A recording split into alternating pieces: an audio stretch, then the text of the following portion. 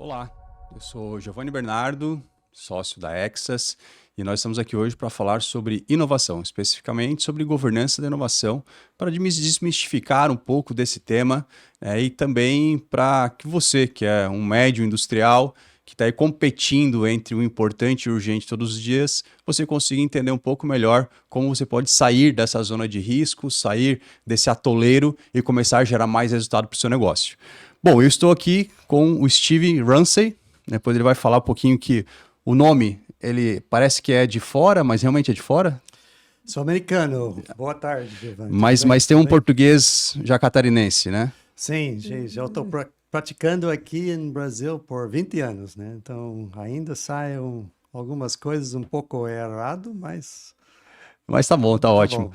E Vou notar um pouco de sotaque. legal. Steven, primeiro quero te ouvir.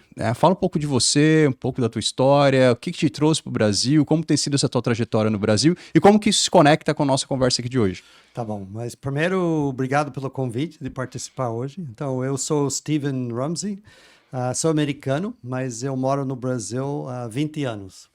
A minha carreira foi focada nos últimos 35 anos na parte de inovação corporativa, nos Estados Unidos e depois aqui no Brasil. A minha carreira na indústria começou com uma empresa que se chama Mead Johnson, que faz parte do Bristol Myers Squibb, né, na época. E lá eu era o diretor de novas tecnologias. E depois, quando eu mudei para o Brasil, aqui em 2005, eu comecei a trabalhar para a Bunge. Então, responsável para a parte de pesquisa, desenvolvimento e inovação no Bunge Alimentos. E lá a gente cuidava de todos o portfólio do B2B, B2C da Bunge. Então, produtos de commodity como margarina, óleo, trigo, gorduras. Então, uma portfólio bem ampla e bem volumétrica. E nos últimos 10 anos, eu trabalhei na Duas Rodas, que é uma das maiores empresas de ingredientes de alimentos aqui em Brasil e Latinoamérica. E aí eu era responsável para inovação e tecnologia e o parte de desenvolvimento também. E aí nós desenvolvemos produtos e inovação para nossa empresa, que é principalmente o B2B, mas também inovação para nossos clientes. Então a gente entendeu realmente como prosseguir e controlar e dirigir inovação para nós, mas também em parceria para nossas empresas. Então, a minha carreira inteira era focada em desenvolvimento, criação de valor e os processos de inovação dentro das empresas que realmente produzem isso. Muito bom. Eu também já trabalho com inovação há algum tempo e a gente vê que essa história da inovação, alguns mitos que rodeiam esse tema. Um deles é que, inovação é tecnologia, puramente, e outro é que é eureka, insight, puramente. Dá para ter processo em inovação? Precisa ter. Eu acho que realmente é uma combinação de criatividade e criando um ambiente que essa criatividade consegue florescer e também processos que ajudam que as decisões e os objetivos fica claro e alinhado com o próprio objetivo da empresa. Muitos dizem que é fácil ter ideias, né? Mas ideias e execução eficaz realmente é a combinação que realmente vai resultar na criação de novo valor, novos produtos, novos serviços que vão dar certo. Acho que tem inúmeras histórias de ideias boas. Talvez uma empresa lança aquela ideia, mas depois morre, uma outra empresa acaba fazendo melhor e depois o que lançou a ideia primeiro não aproveita, né? Porque realmente não consegue sustentar. Então tem que ter esses processos, cultura e governança para que tenha um objetivo de inovação sustentável e não só one-off. Perfeito. Mas a gente aqui na Exas, a gente tem o nosso processo também de inovação, né, que a gente tem trabalhado e desenvolvido e aprimorado, né, ao longo do tempo, considerando também que o mercado ele é muito dinâmico. A gente tem muitas mudanças e a tecnologia sempre acaba ajudando um pouco a acelerar esse processo, né? Estamos aqui na geração IA e a IA tem ajudado a acelerar muitas coisas, mas tem questões que elas são inegociáveis dentro de um processo de inovação, dentro de um processo de negócio. E dentro da nossa lógica, a gente começa sempre com o primeiro passo, que é entender a realidade do negócio e não só do negócio, né? Do seu entorno e daquilo que está totalmente externo, mas que vai, de alguma forma, influenciar esse processo, que é o diagnóstico, né? E nesse diagnóstico, a gente olha muito sobre a primeira coisa, né? A gente vê como, até tu trouxe um pouco disso, né? Da questão das ideias, né? De ideias que elas ficam eternamente no campo das ideias, né? Elas não conseguem avançar, ou muitas vezes ela começa os testes, né, dessas ideias para ver se elas funcionam de fato ou não, mas que acabam não virando nunca uma solução real, né? Uma solução que gera resultado. Como que é esse processo? Como é que a gente faz para que a gente consiga que as ideias elas saiam desse estágio da ideia e comecem a ganhar corpo como uma solução viável, seja um produto, seja um processo, seja uma tecnologia?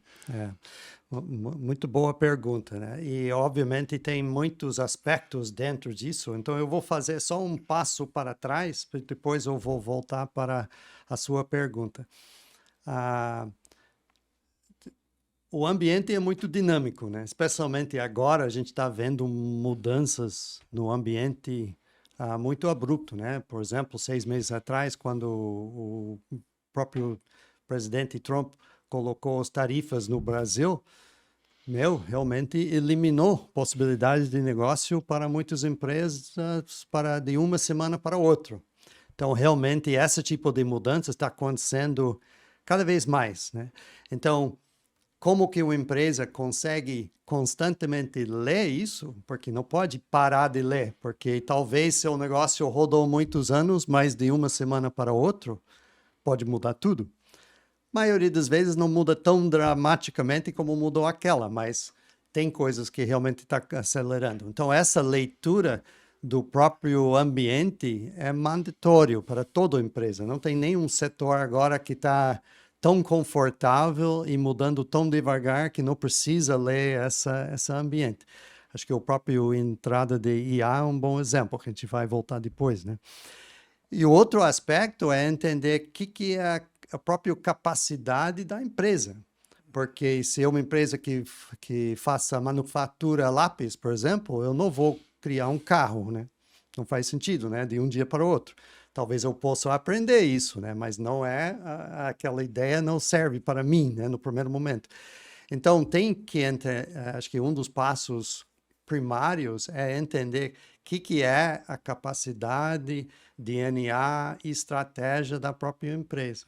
Aí com esses dois aspectos, aí começa o trabalho de criação de ideias, de gestão, tudo isso. Então, eu diria que com esses dois inícios, aí entra essa primeira coisa de entender a estratégia. O que eu quero fazer mesmo, né?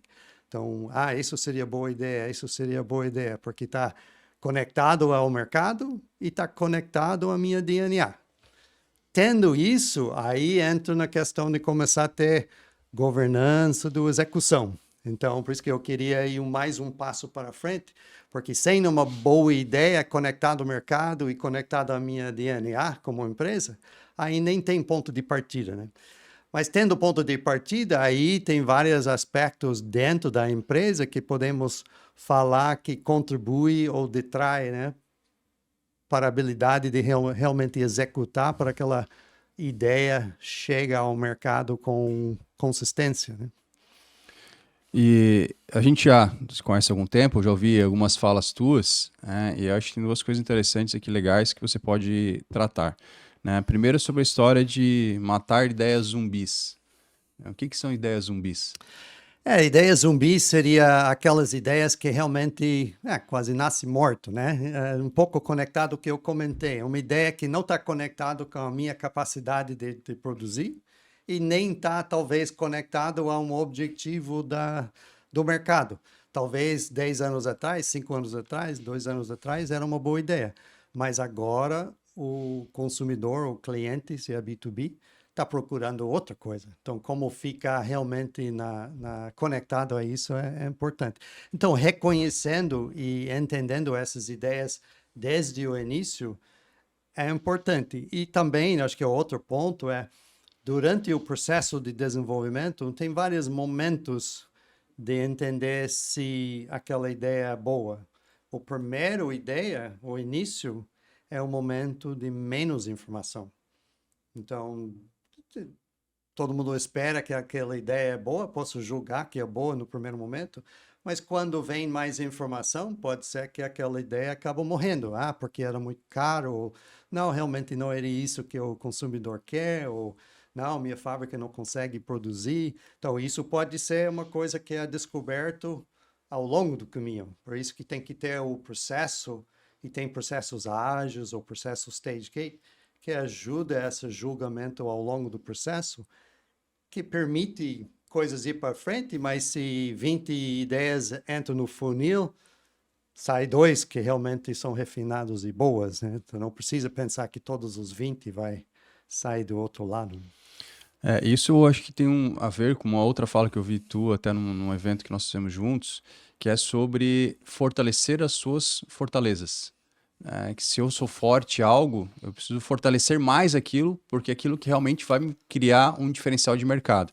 E tem um exemplo aqui, a gente falou sobre essa questão dos negócios, né, que acabam sendo mortos, vamos dizer assim, pelo mercado, quando não se está conectado com o mercado. E tem um caso seu, se você puder comentar aqui, que foi um comentário até superficial, numa conversa informal, que a história do maior concorrente da Bunge no negócio de margarinas, né, que foi a entrada de um novo concorrente tecnológico. Como que foi essa história? Então, lá na Bunge, a Bunge nos anos 80 era o maior produtor de margarina. Delícia, né, um dos principais marcas lá. E nos anos 80 surgiu o Qualy, da Sadia. E naquela época tinha pouco share, né? Entrou pequeno.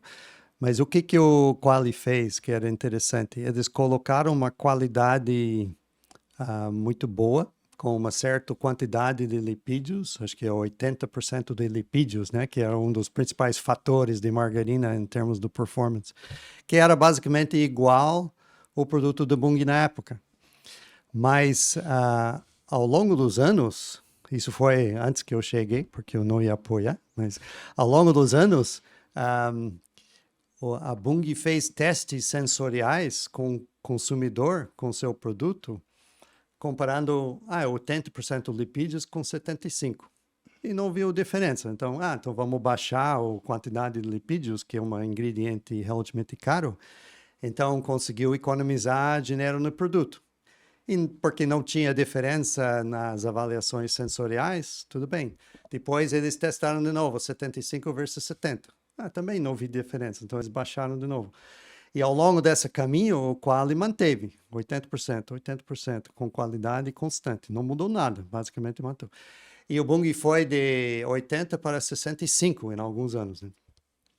E com essa mudança, imperceptível nos testes, começou a ser percebido no mercado. Então, essa pequena diferença foi notada.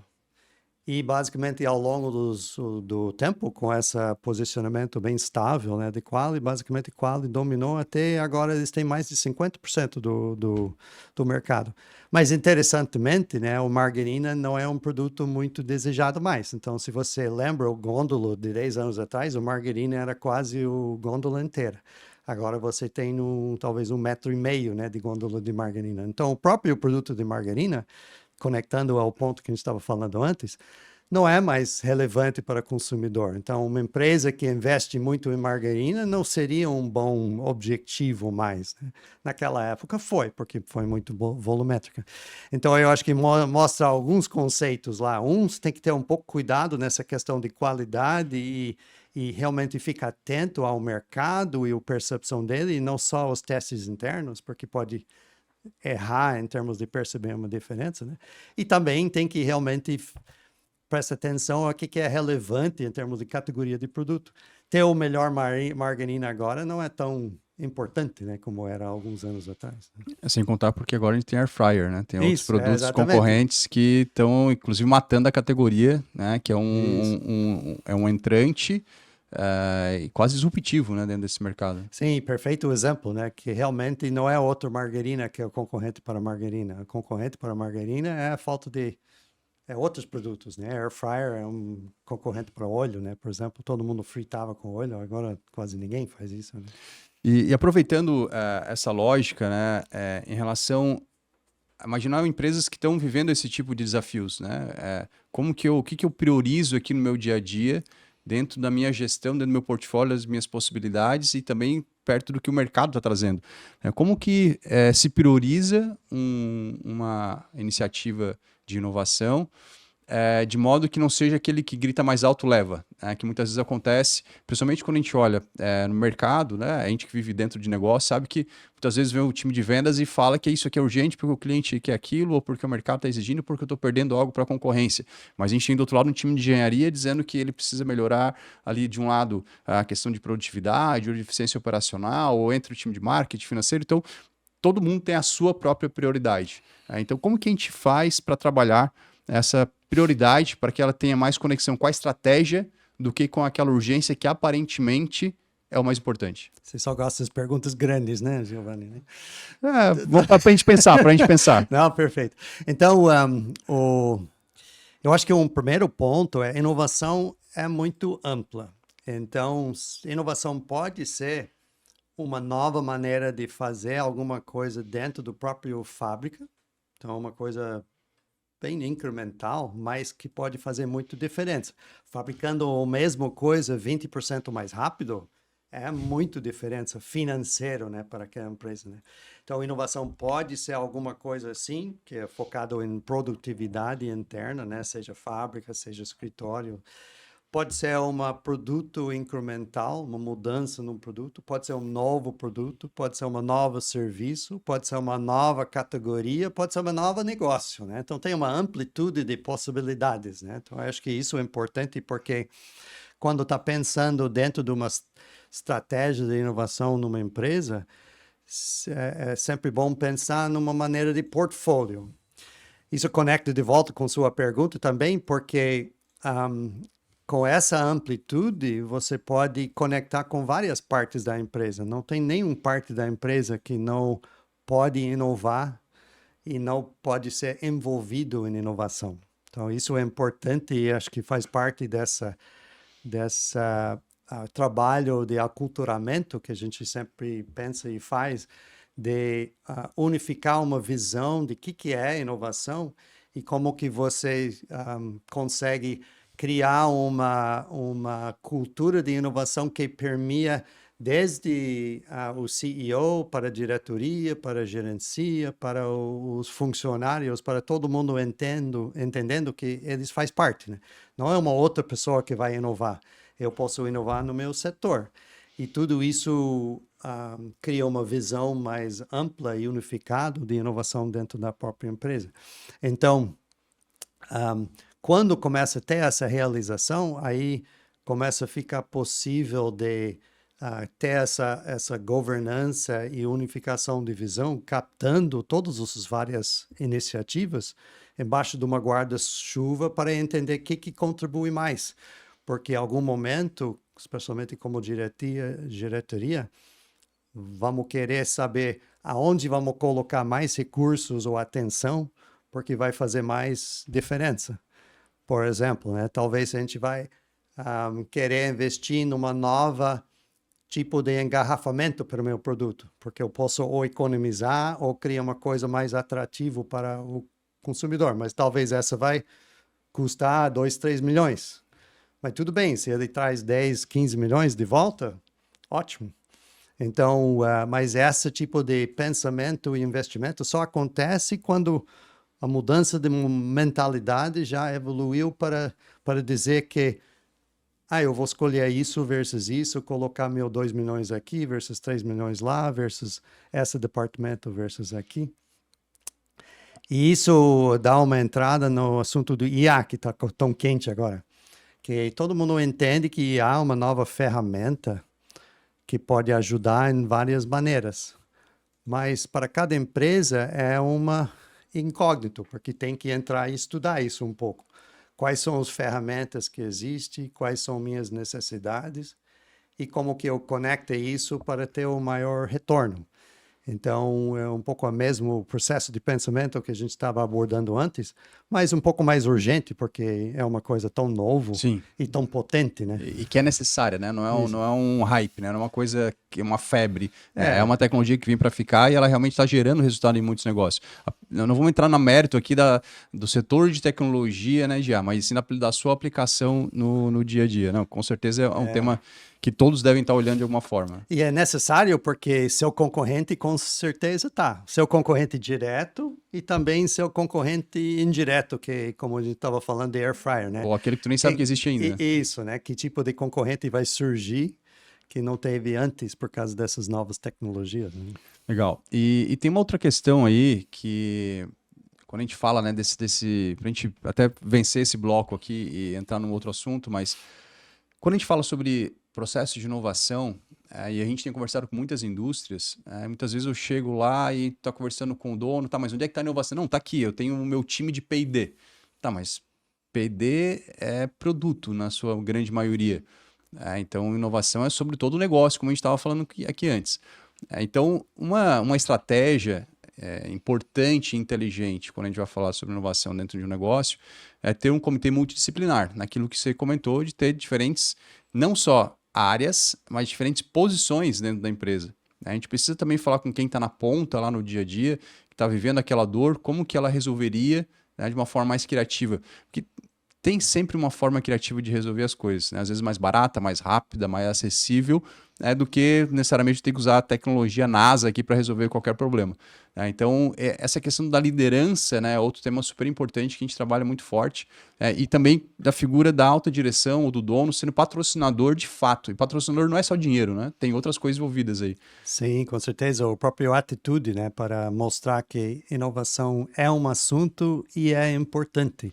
Porque inovação requer um commitment além do dia a dia, que talvez esse é o primeiro passo que a empresa e o liderança tem que admitir que sim, tem que realmente cuidar do dia a dia, porque isso é uma máquina para fazer o dinheiro, mas também tem que dedicar uma porção de atenção para o futuro, e isso é aquela máquina de inovação.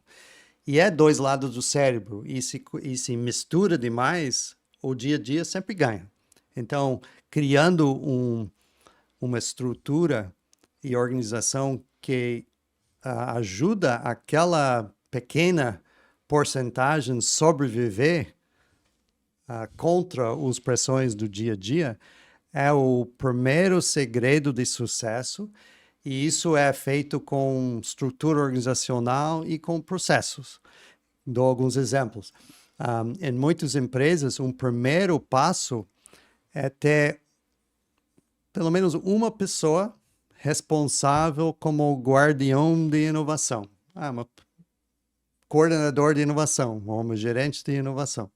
Essa pessoa tem a bandeira de inovação e ele vai promover processos e realmente um agrupamento de recursos que vai prestar atenção a esse aspecto. Ele não vai fazer a inovação toda, ele vai ser o guardião do conceito, vamos dizer, né? Então, ele pode estar liderando uma comitê de inovação multidisciplinar, que você comentou agora, e essa comitê reúne cada 3 meses para discutir ideias e aprova potenciais caminhos de inovação, recursos.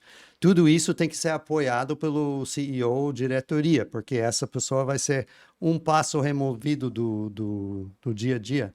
E junto com isso, também alguns processos que apoiam o próprio avanço de ideias, né? Por exemplo, um processo ágil, um processo de stage gate de projetos de inovação, para que a liderança e os outros conseguem enxergar projetos de inovação, objetivos e dar apoio para eles separado do dia a dia. mais integrado, né? Que todo isso está usando os recursos da empresa, porque uma pessoa não vai poder produzir uma nova linha de produtos, mas a empresa pode, se tem essa guia e esse apoio, né, do conceitual. Não, perfeito. E aí tem um tema que abraça, né, tudo isso, que é uma disciplina que a gente tem aplicado já com muito sucesso em muitos projetos, que é a tal da governança da inovação. Que é como a gente faz a gestão disso tudo. E tem 4 decisões aqui que aí eu vou. Você falou das perguntas longas, eu vou fazer algumas curtas agora para ti. Tem algumas decisões que precisam ser tomadas, são importantes, e que isso tem que vir de cima, né? Não no sentido de ser impositiva, né? Mas são decisões que a liderança precisa tomar, que ela precisa empoderar, inclusive, o seu time para isso. E a primeira dela, justamente, é a questão de foco, né, de direção. Porque se a gente larga simplesmente as pessoas falam, inovem, as pessoas podem sair fazendo muitas coisas que não vão gerar resultado ou não saber para onde ir e não conseguir nem sair do lugar, né? Então, a primeira questão é o foco.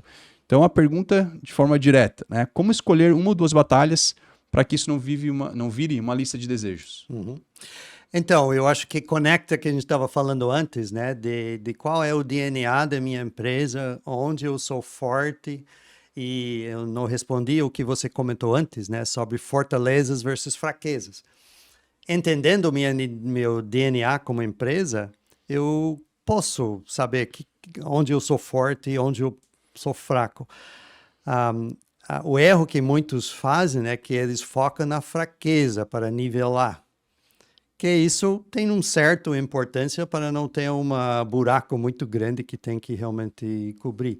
Mas mais importante é utilizar as fortalezas. Se você é uma pessoa de esporte, por exemplo, outros exemplos, se você é um atacante, né?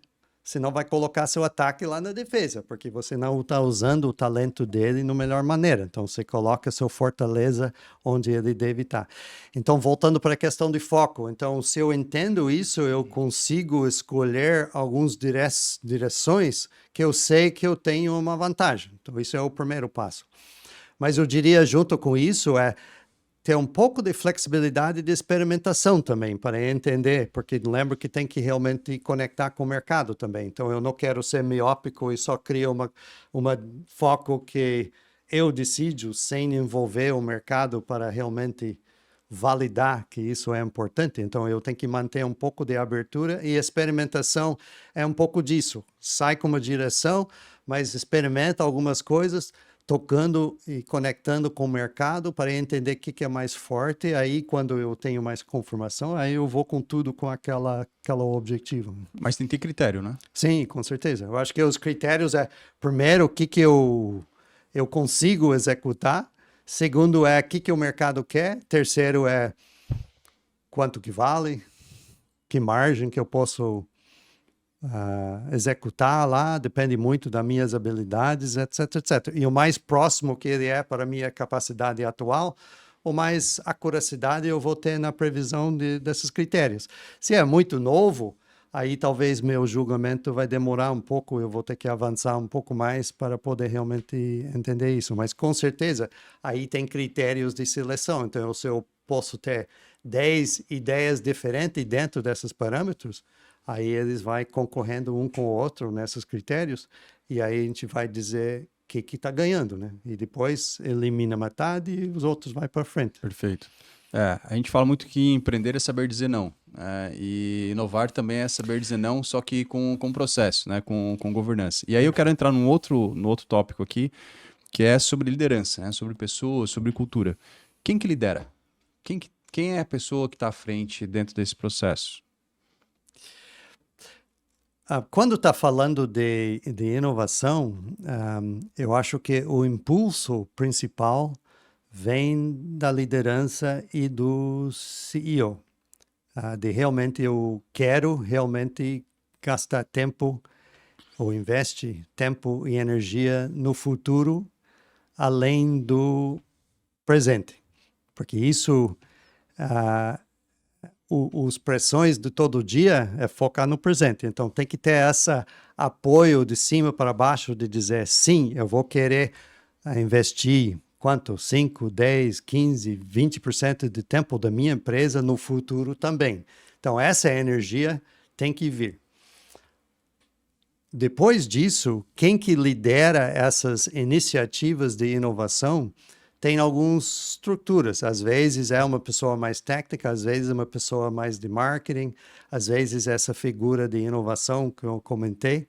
Mas em todas essas instâncias, o próprio processo tem que conectar os outros envolvidos.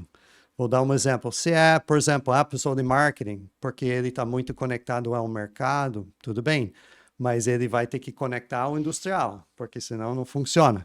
Então, esse comitê de inovação, por exemplo, é um mecanismo que traz os outros áreas dentro. Então, tem alguns candidatos para liderar essas iniciativas mais para o futuro, depende da empresa, cada empresa é um pouco diferente, então pode depender um pouco da natureza da própria empresa, mas depois tem que ter os processos e a governança que conecta o resto da empresa, porque nada vai ter sucesso se não conecta todas as partes necessárias de início ao final, né? Então... Perfeito. Então, vamos lá. Então, a gente falou de algumas decisões. Primeiro, foco, ter um alinhamento claro de foco e estratégia, depois de ter um dono claro. Agora, não adianta a gente sair fazendo de qualquer jeito, né? Eu sou atleta, gosto de correr, eu sei que você tem um histórico de atleta, inclusive profissional. Isso pode dar um outro podcast em algum momento, mas uma coisa que na corrida é muito importante é a cadência. Ou seja, não é sair correndo de qualquer jeito. A cadência que eu vou fazer uma corrida de 5 km é muito diferente de uma maratona.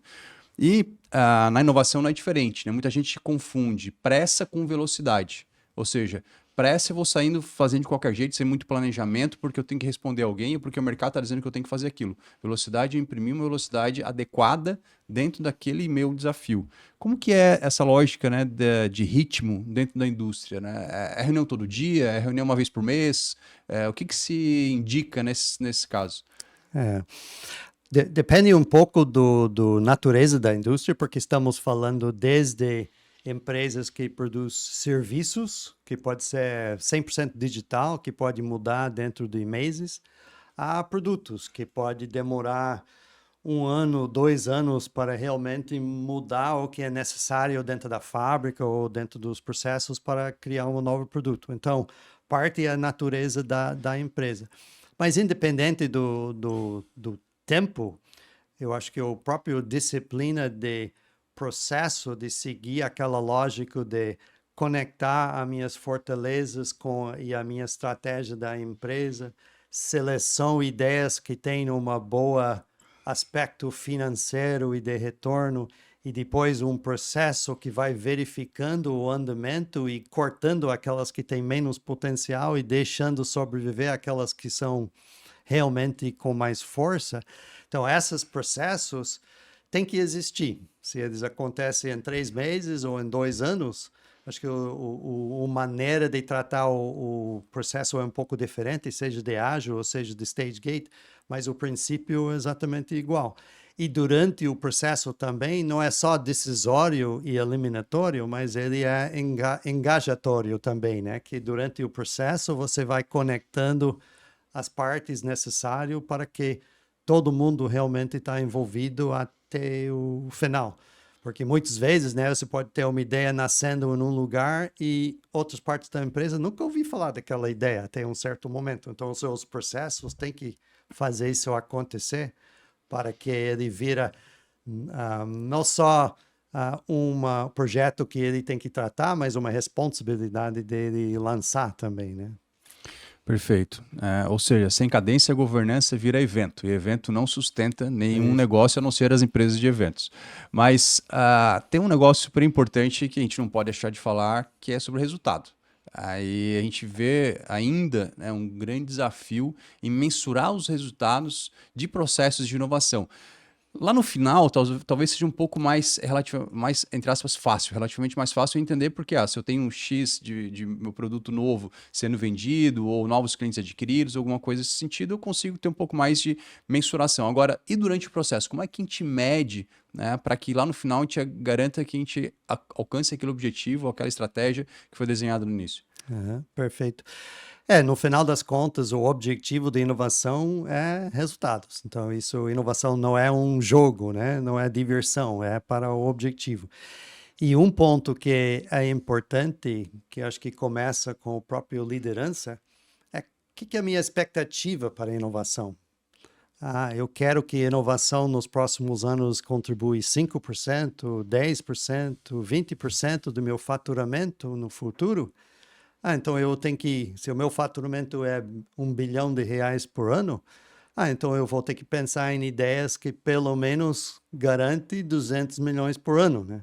Então isso é bastante. Então começa a ser uma métrica de frente para trás que eu consigo usar para até medir minhas ideias. Se eu estou escolhendo ideias que vai dar 1 milhão por ano, no melhor hipótese, não tá bom. Não né? vai resolver Porque o problema. precisa de 200 milhões, né? Então, na Duas Rodas, por exemplo, a gente tinha mais ou menos 21%, 21 a 23% do faturamento todo ano vindo de inovação. Ao longo dos anos que eu estava lá, a gente avançou de 13% para 21% de faturamento, né, vindo de novos produtos. Também crescendo a empresa 15% ao ano, né? Então, a gente realmente duplicou cada ano, né, a quantidade de produtos que estava vindo de inovação. Isso foi implementando todos esses processos que acabei de comentar. Só para entender, a grosso modo a gente poderia dizer que em 5 anos tinha uma receita completamente nova vindo de produtos de inovação, ou essa métrica ela vai se incrementando ao longo do tempo? Então, depende muito da empresa, mas, por exemplo, na Duas Rodas... Nesse caso, Duas Rodas. Duas Rodas, a gente começou no início com uma contribuição mais ou menos 80 milhões por ano vindo de novos produtos para 380 milhões por ano, né, vindo de novos produtos, né?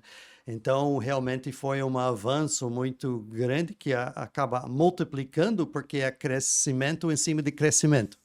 Mas isso por causa da implementação de vários processos, né, que realmente apoiou esse processo sustentável.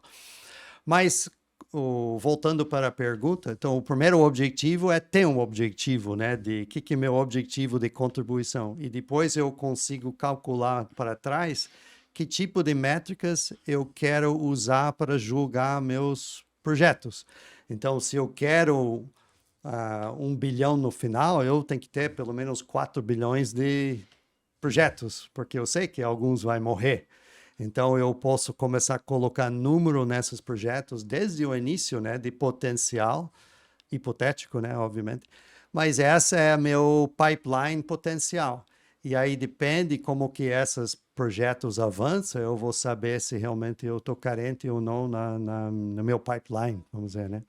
Então, essa é um tipo de métrica que seria a própria métrica dos projetos. Mas também tem outros tipos de métrica que tem a ver com os próprios processos, quantos produtos ou quantos projetos eu tenho, por exemplo, os tamanhos, as categorias. Então, tem várias maneiras de cortar e olhar essa portfólio de possibilidades para entender se eu estou realmente cobrindo todo o negócio, né? Muitos negócios têm 2, 3, 4 setores. Cada um tem que ter inovação, né? Então, eu vou ter que realmente ter uma variedade. Eu não posso só alimentar um setor e eu deixo os outros realmente de fome de inovação, né? Então, esse é um outro aspecto que tem que olhar. O próprio engajamento das pessoas trabalhando na inovação, uma outra métrica também é importante. Se só tem uma pessoa trabalhando muito duro e os outros não estão nem tocando inovação, isso é um problema, vamos dizer, né? Tem que realmente entender que seus processos não estão engajando o suficiente. Aquilo que na escola a gente tinha lá a pessoa que explicava o trabalho e a pessoa que ficava só segurando cartaz, né? Então, esse é o desafio que a gente tem no negócio. Bom, eu quero deixar aqui, e aí depois eu vou passar aqui uma lista, vamos dizer assim, de 4 etapas de um desafio para quem está nos assistindo aqui e nos ouvindo, sobre os próximos 30 dias dessa liderança, desse negócio, para que ele consiga rodar um ciclo minimamente de inovação. E no final eu vou te fazer uma provocação aqui. Primeiro, então, para quem quer, de fato, testar um processo contínuo e estrutural de inovação, a primeira coisa, defina uma dor crítica, mas é uma dor muito complexa, né? Define uma dor que seja relativamente rápida de ser resolvida, porque a gente está falando aqui num desafio de relativamente curto, né, em termos de solução. Então, lá, se tem reduzir uma perda, melhorar um setup de máquina, melhorar um relacionamento com o cliente em algum aspecto, melhorar um canal de vendas, mas que ela pense num desafio que seja relativamente rápido de ser resolvido, mas uma dor que seja crônica, que seja ali aquela famosa pedrinha no sapato que está incomodando. Segundo, define um time mínimo, pequeno, mas um time que tenha poder de tomar decisão, que consiga mudar os processos rapidamente. Eu tinha, na minha experiência profissional, a gente tinha na Ambev uma reunião que a gente chamava de reunião operacional. Eu adorava aquela reunião porque ali estão os líderes sentavam para discutir a operação, não era estratégia, tático, não, problemas de relacionamento entre as áreas e como que a gente saía dali com uma solução. O objetivo não era encontrar culpado, mas sim solução. Então a gente entrava com aquele desafio, cada uma das lideranças trazia o seu problema, a gente definia ali a mudança de processo, saía com aquele processo para ser testado e medido na semana seguinte se o resultado tinha sido atendido, né, a contento ou não. Então é esse tipo de decisão que a gente precisa. E por último, definir no final desse ciclo qual daquelas ideias foram geradas, provavelmente vai ser gerado mais de uma, qual que realmente vai ser investida, qual que continua, então, para ser, inclusive, escalada para outros processos ou para outros negócios dentro da própria companhia, né, ou de um grupo, enfim, que é muito importante essa lógica de transmitir e transferir esse conhecimento para outras áreas. Agora, então, a gente pensou em 4 aspectos aqui. Primeiro, define uma dor clara, define um time mínimo, defina um rito, né? Então, como eu falei das reuniões lá semanais que a gente tinha na Ambev, então faz uma reunião rápida, 30 minutinhos para tomar a decisão e, por fim, né, toma a decisão sobre o que continua. Agora vem a pergunta para ti. Onde a tua experiência diz que as empresas mais falham nesse ciclo aqui de processo? Uhum. Perfeito, eu acho que você descreveu muito bem o processo mental que realmente alimenta a inovação, porque talvez o grau dentro de uma empresa pode multiplicar isso por 50, por 100, e aí vem nessa questão de ferramentas de governança para lidar com complexidade ampliada, mas o processo é basicamente isso, né? Se só tinham uma coisa para fazer dentro da empresa como um todo, seria bem mais fácil, né? A complexidade acaba agregando um pouco mais de necessidade para essa organização maior, mas esse processo, talvez eu diria que a primeira coisa de escolher o foco não é tão fácil, né? Porque, como a gente estava falando antes, se uma pessoa tem uma opinião e essa pessoa está muito forte, ele pode escolher mal e todo mundo segue, né? Então, realmente tem que ter um pouco de cuidado de ter um processo que abre possibilidades, que tem critérios neutros que dá para avaliar e depois chega a uma conclusão que deve ser o foco.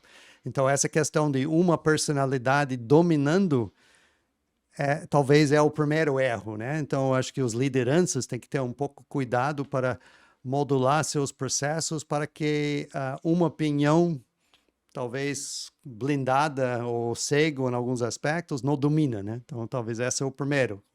Segundo ponto, que você até comentou, essa questão de abrir possibilidades. Então, sabendo um foco, o próximo aspecto é entender como que eu vou atacar isso. Então, esse processo de divergência, né, de abrir ideias, é outro ponto de pecado, às vezes. Às vezes, primeiro pensamento, vamos. E aí vai correndo antes de planejar um pouco o que eu vou fazer. Depois de abrir, aí depois de foco de novo, né, convergência para decidir o que nós vamos fazer. E aí todo mundo alinha que nós, como um grupo, vai nessa maneira. E aí vai para a execução e realmente até o final, né? Então, eu acho que esses primeiros 2 passos talvez é o mais importante, né, para que você alinha no foco certo e na maneira certa, né? E depois a execução, a maioria das empresas talvez são um pouco mais praticado nisso, né? Então, talvez essa em relação à inovação é o ponto mais importante. É que não é uma linha reta. A gente não vai traçar uma linha reta e vai seguir, né? Vai ter muitos obstáculos, muitos desafios, né? Muitos erros e acertos nesse processo, mas importante também é ter essa cadência, o foco, né? E persistir.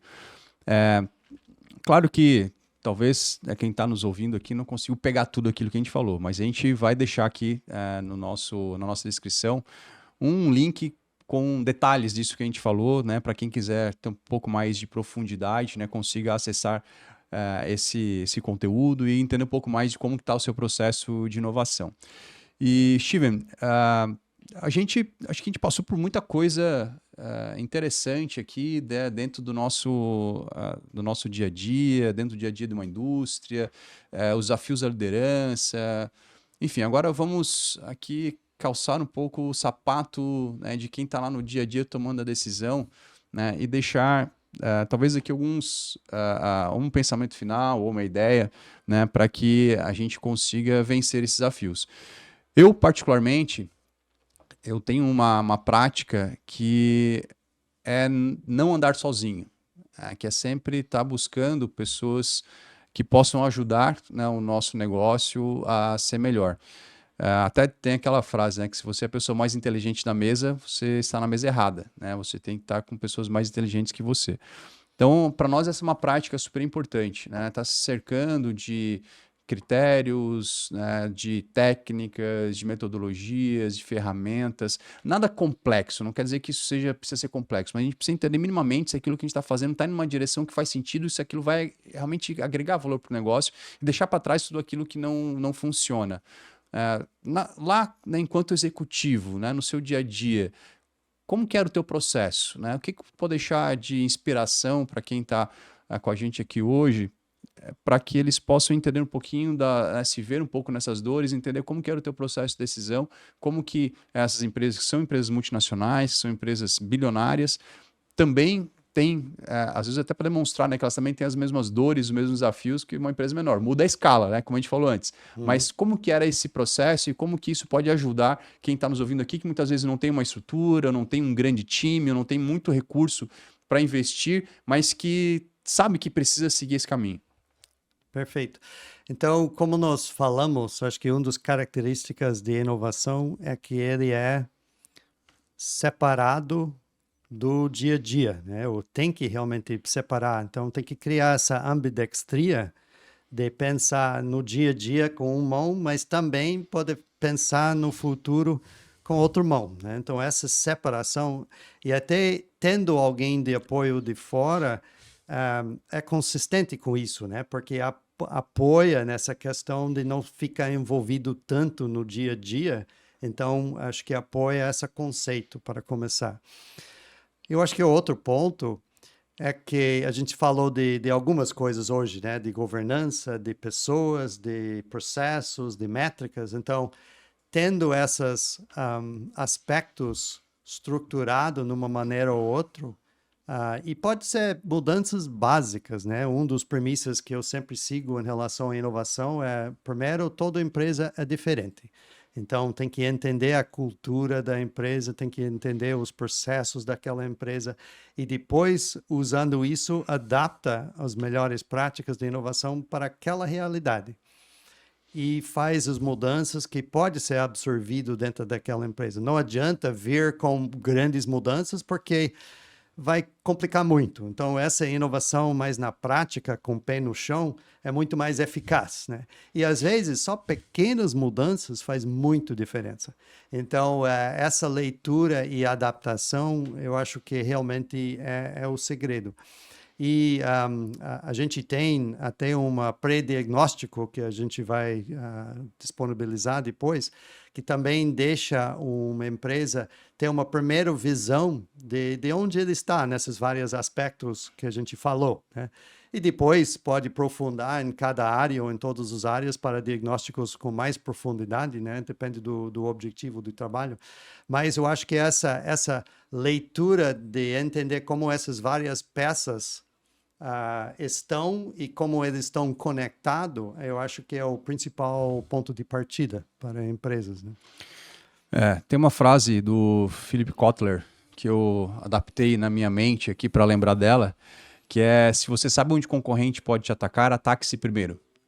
Ou seja, tá brasileirando. Cara, se você sabe onde é que está o teu problema, vai lá e resolve. Não deixa que o concorrente venha e resolva, porque pode ser que ele consiga matar o teu negócio com isso. Bom, Steven, obrigado pelo esse papo, acho que foi muito legal, assim, foi muito interessante ter essa visão mais ampliada de um processo de governança de inovação, do que é inovação na prática e como que as grandes empresas enxergam, como se aplica também às médias e até às pequenas. Mas reforçando aqui um convite, quem quiser receber um material mais detalhado, comenta sistema lá no nos comentários aqui da plataforma. E ainda pode nos chamar, né, através do LinkedIn, Instagram, a gente está disponível em todas as redes. Espero que vocês gostem e até a próxima. Tá bom. Muito obrigado, Giovanni. Prazer participar.